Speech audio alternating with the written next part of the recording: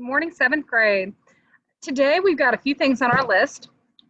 First, we need to continue working on our writing that we've been working on, the fiction story. Remember, that was when we started with the roll of story, and you roll to find your setting and your protagonist and your problem. Some of you also might have rolled for your antagonist, your bad guy. And last week we took our story map that we had finished and we turned the exposition and the rising actions into the complete paragraph using our descriptive language and our figurative languages, like the similes and the metaphors we've talked about before. And some of you, if you got finished with that, you might have gone ahead and written about your climax. Well, today we're going to be writing about our climax and our following actions, at least, okay? So how many following actions did you have? You could have gotten from your climax to the end of your story with just one action. You might have needed two. If you needed more than two, chances are we're going to need to talk about that and see if we can't get some of those events together to keep it more to the point, okay? So your assignment today, between today and into next week, is going to be completing your climax paragraph and to add to your following action paragraphs. If you finish with that, obviously the next step is going to be to work on your resolution. I do have some time built in next week to work on a resolution, but it's not going to be a lot of time. So if you've got the time now, go ahead and do it. It's your story while it's still fresh in your mind, okay? So if you do not recall how to use some of those figurative languages and the extra details in your writing, by all means, let's talk about it, okay? We are going to be talking about some of these things in the Zooms this week, but this is just to get us going. So today, hopefully you will get your climax already written if it's not already. You're going to get your following actions written. And some of you might even have those already written. Great. But if you finish with those and you still have the time and you're still struck with the muse to write, go ahead and start your resolution also. Okay. And if you need the example of what those could look like, look on last week's announcement when I gave an example of how to take your exposition and turning that into a paragraph. It's the same concept. Okay. So today also, I was wanting to spend a little bit of time doing a little bit of a review for A Christmas Carol. You have your assessment tomorrow. And it's going to be the same way your other assessments have been. It's going to be on online learners. It's going to be on Google Form. It's not going to give you an immediate grade because you're going to have some short answers also. But I will get those graded as quickly as possible. But I wanted to do a little bit of a review now so that you could figure out exactly what of the story you still understand and what you might need to go back and review or refresh your memory for. Okay, so I'm going to share my screen. And we are going to go through this because I was in such a happy mood, I created a review for you. So, Christmas Carol, we're just going to start with basically what the story is, what it's about, and then we're going to get into some of the events and the characters. Okay? So a little bit of background about this story. It is fiction, totally made up. It's a novel. We talked about the different kinds of fiction that there are. There's fantasy, there's mystery. Well, this is just a novel. So it's a short story written with made up facts. It was written by Charles Dickens in the year 1843, if you guys remember that when we talked about that. I think we did our fiction notes. It is set in London during the 1840s. And a couple of the main ideas that Dickens wanted to impart to you, which are the themes, could include redemption, the negative aspects of remaining isolated. And isolation means cutting yourself off from everyone. It's just being a loner, okay? And also the importance of love and compassion. Why is it important to be compassionate to others? Well, this story explores that. Okay, so we're going to go over some of the major characters. First, we have Ebenezer Scrooge. He is our protagonist. He is our main guy. He's the one that is going to have a problem. Bob Cratchit and Tiny Tim. Those are our main people. Okay. So first, I wanted to go over Ebenezer Scrooge, and there's a lot that goes into him. because he is our main guy. So we need to make sure we understand him completely. So let's look at his personality first, his character traits, his inside. First, what motivates him? Money. He is motivated by money. He likes things that are cheap. Doesn't have to be great quality, doesn't have to be what's best for people. It doesn't matter as long as it's cheap. Okay? He has been consumed by greed over the years, and that has cost him a great deal. And we're going to get into that later. He's a grouchy individual. People will pass him saying Merry Christmas or Good afternoon. And what does he say? Bah humbug. It's kind of like, nah, he's not wanting to be happy. He's in an unhappy place. He is a very selfish individual. He idolizes gaining material possessions. So what does idolize mean? That means that is what he really wants. He looks forward to that. That is what he thinks is the most important thing. Okay? He idolizes gaining material possessions, which is usually going to be money, profit. Okay? We go back into isolated. He was very isolated. He keeps just acquaintances, even family. He keeps them as an acquaintance, and he keeps them at a distance. Very little contact, if any, as minimally as possible is when he will communicate with them, interact with them. Okay. So Ebenezer Scrooge, he is visited by 3 spirits in this story, and these 3 spirits hope to reverse Scrooge's attitude. They hope to, let's see if I can find my mouse. They hope to they hope to reverse Scrooge's greedy attitude, his greedy approach to life, his cold-heartedness. Okay. As a child, he attended a boarding school, and that is key as it relates to one of the other characters that we were introduced to very briefly. Also, he refused to make a charitable donation during the Christmas season. You guys remember when we saw the video clip in class? The first few minutes had the 2 gentlemen. They were the 2 portly gentlemen that came in asking for a donation for charities for the poor, and he refused and threw them out. Okay, so that kind of makes that action will allow other characters and you as the reader to develop your opinion of the character.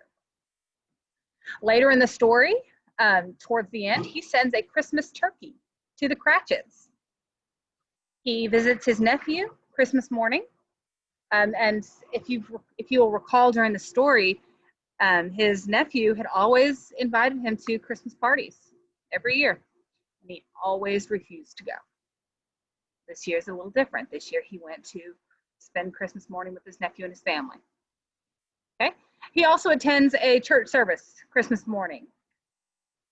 Okay, and that is completely unlike him, so that's why that is important. Okay. So what are some of his relationships with the other characters? Oh, that's interesting. Jacob Marley, first. They are business partners. Let's see, then you've got Fan. Fan is Ebenezer's sister. And some of Ebenezer Scrooge's most fondest memories are when he was walking him home from school as a boy, when he was at that boarding school that his dad had sent him to. Okay. We also have Fezziwig. Fezziwig was Scrooge's previous employer.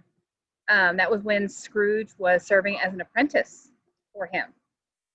And he's important because he always had the lavish, exciting parties, Christmas parties that Scrooge would go to.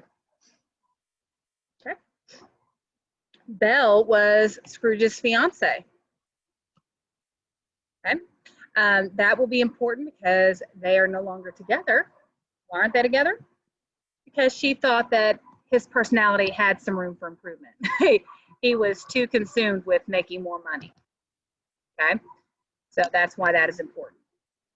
Okay. Fred is Scrooge's nephew. And we need to know that because Fred is the one that had invited for Christmas dinner, and he always refused. Bob Cratchit is one of Scrooge's employees. Bob Cratchit is a clerk for Ebenezer Scrooge. And he is the one that Scrooge sent the Christmas turkey to, Christmas Day.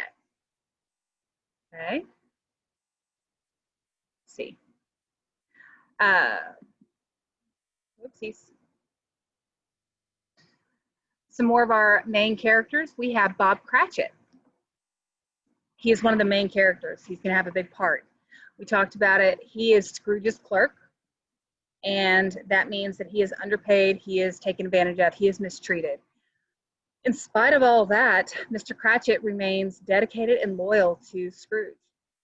Okay? And this symbolizes the poor working conditions that many of the poor people were exposed to during this time period. If you remember, we talked about Charles Dickens a couple of weeks ago. We were talking about how when he was growing up, his dad went to prison and he had to go work to support his mom. That's when he found out about the poor working conditions, and he wrote a lot about it to kind of share it and let other people be aware of it. Okay. Bob Cratchit was a kind, mild, and a very, very poor man. He valued hard work, which that is very important because that was one of his values, and he passed on to his kids. And he had a very large family to support.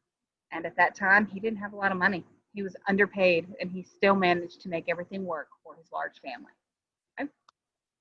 We have Tiny Tim, obviously Bob's son. Tiny Tim was an angelic, crippled little boy. He was very sickly from birth. He relied on a crutch to move around. But in spite of all of that, he was still very happy. He was joyful and merry. He was very brave to make through what he needed to in the story. He was constantly reminding others, his family, and anybody he came across, what that true spirit and meaning of Christmas was. And he is the one that can be remembered as saying, God bless us, everyone. Not just those who need it, not just those who with money, no, everyone. Okay? That's what he is known for. Then we have some of the ghosts that we are going to come across in the story. We have Jacob Marley, who was Scrooge's business partner. And then we have the three ghosts of Christmas past, present, and future. Now, in this review, as well as on your assessment tomorrow, you're going to see the ghost of Christmas future and the ghost of Christmas yet to come. Those are going to be interchangeable, okay, because they're both for Christmases in the future. Okay, so you're going to see both of them during the review and on the test. So let's start with Jacob Marley. Marley was Scrooge's business partner. He is the one that died Christmas Day several years before. He appears in Scrooge's door knocker, if you'll recall towards the beginning of the story. When he appears, he is dragging chains. Lots. He's loaded down with lots of heavy chains forged from ledgers and lock boxes. Well, why would he be doing that? That was Dickens' way of showing you and illustrating to you that the chains represented the bad things that the character had done. So every bad thing Marley might have done in his life was represented with those chains. Okay. Then we have the ghost of Christmas past. The ghost of Christmas past wore a white robe and was kind of seen as the human form of a child's doll, if you remember. And the ghost of Christmas past had light that just radiated from the head. It just glowed. Okay. The ghost of Christmas past took Scrooge to some past events to show Scrooge where he had been. Took him to his boarding school. And it was meant to show Scrooge how lonely he was as a young boy and how his schoolmates returned home for Christmas holidays, and they were so joyful to go because they were going to spend time with their family and be together. It also shows his sister, Fan, walking him home from school. This reminded him of his closeness with his sister. The Ghost of Christmas Past also showed Scrooge the Christmas party hosted by Fezziwig. And if you guys remember, Fezziwig was Scrooge's employer. He was an apprentice for. It reminded Scrooge of the compassion that he was given from Fezziwig. Fezziwig had always treated Scrooge like a son, more than Scrooge's own father, actually. So it's kind of good to kind of rekindle those relationships, okay? the ghost of Christmas Present. This ghost was a generous spirit. He appeared as Scrooge's old boss, Fezziwig, but we know it wasn't really him. And this ghost took Scrooge to a ship at sea. Another place they went to see Christmas at the Cratchits, to see that money is not everything. You don't need money to be happy, because the Cratchits obviously didn't have a lot of money, but they were all happy. They were with each other, okay? And this is the one point in the story where Scrooge is really happy. He can see the Cratchits at Christmas, and he is truly happy, okay? When Scrooge is inquiring about Tiny Tim and what his future will be like, the ghost of Christmas Present actually quoted Scrooge. If you remember at the beginning of the story, Scrooge says, "Are there no prisons? Are there no workhouses?" Well, the ghost of Christmas Present quotes that and reminds them of that when they're talking about Tiny Tim. Okay. The ghost of Christmas Present also is presenting Scrooge with the two young children, if you recall. The two children were want and ignorance. And the ghost of Christmas Present is reminding Scrooge to beware of both of them. Okay. All right. The third and last spirit was the ghost of Christmas Yet to Come. This spirit was very dark and mysterious, completely cloaked and covered, if you remember reading about it. This spirit showed Scrooge the death of Tiny Tim and actually took him to see a grave in the future. And that grave was the tombstone was for Ebenezer Scrooge. The interesting thing about this spirit is this spirit never actually spoke to Ebenezer Scrooge, never said a word. He merely pointed at whatever needed to be noticed, like the grave. The spirit would just merely point at the grave to guide Scrooge to see, but they never shared words. Okay. So some of your minor characters, remember we were talking about fiction, we have major characters and minor characters. Well, these are some of our minor characters that we need to still understand because they do play a part in the story. They impact Scrooge. So we've got Fred, Fezziwig, Belle, Martha and Peter Cratchit, Mrs. Cratchit, Fan, and the two portly gentlemen. I do not want you to forget about the two portly gentlemen. We're going to get into them in just a second. All right, so Fred is Scrooge's nephew. Fred is Fan's son. She had him before she died. Fred is the only living relative of Ebenezer Scrooge, the only family they've got. Fred is the only one that was really wanting to and trying to bring Scrooge out of isolation. Remember, he was the one that kept inviting Scrooge to come to his parties every year for Christmas, just like I mentioned.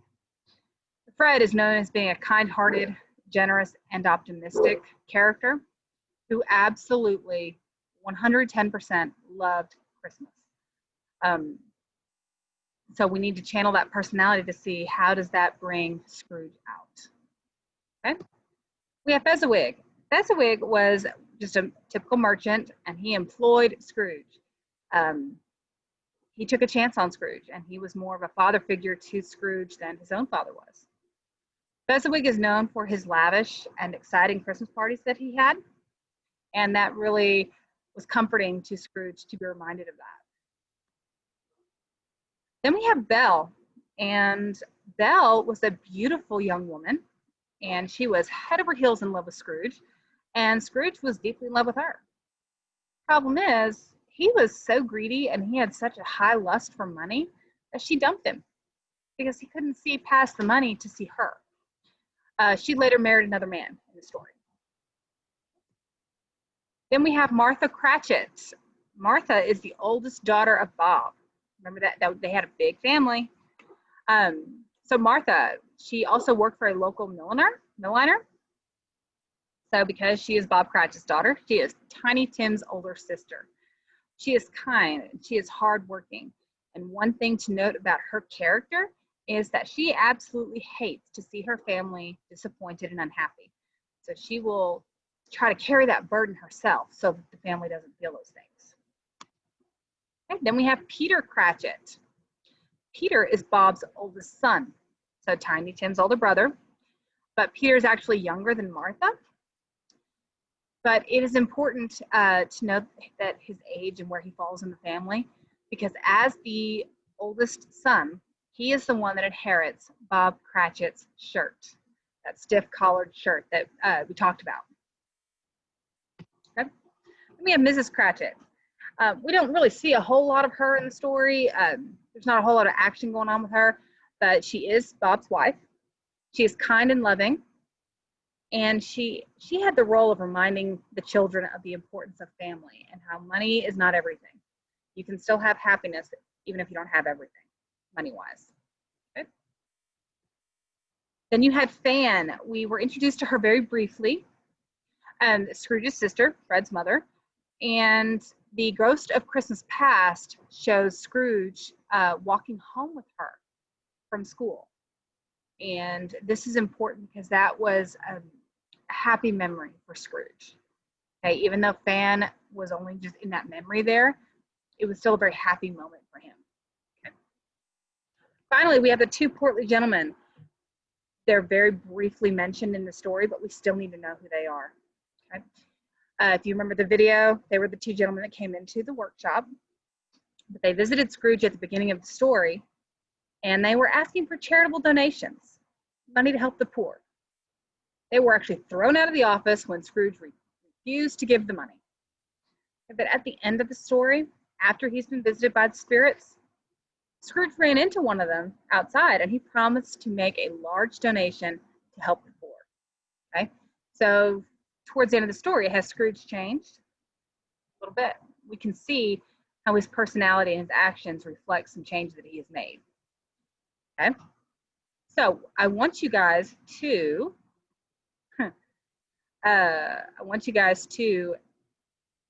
spend the evening and review the story. If there was any part of that review, the little presentation that you didn't remember, review the story. Okay, it will be pretty important for your test. Okay, so do your best, get a good night's sleep, and if you have any problems with the test tomorrow, send me an email. But I don't expect it'll be any problem. Like I said, you will not have a grade right away. I have to grade your short answers, but I should have those graded pretty quickly. Okay? If you have any questions, let me know.